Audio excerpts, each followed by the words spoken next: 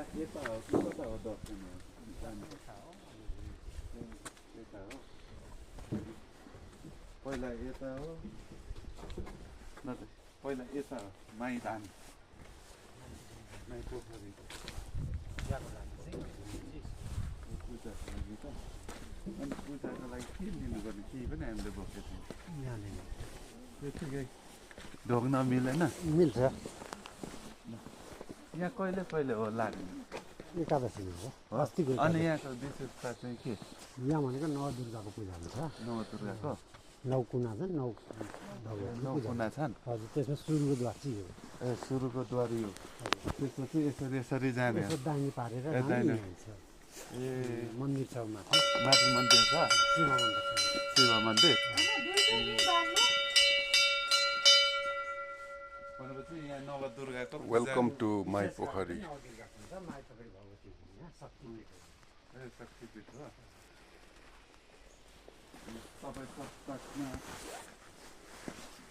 यो केही छैन है पानी छैन है यहाँ सुन न यता पर होइन शिवालय चाहिँ शिवालय माथि यताबाट घुमेर गर्नु पर्यो नि शिवालयको जय माता जय माता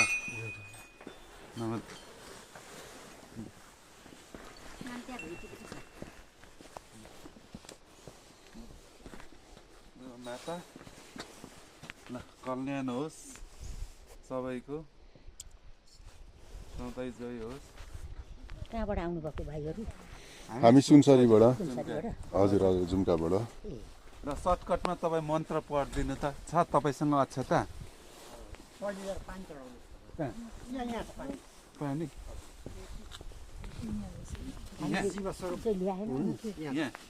यहाँ छ पानी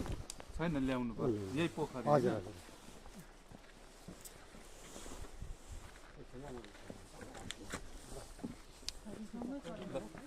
आज माई पोखरीमा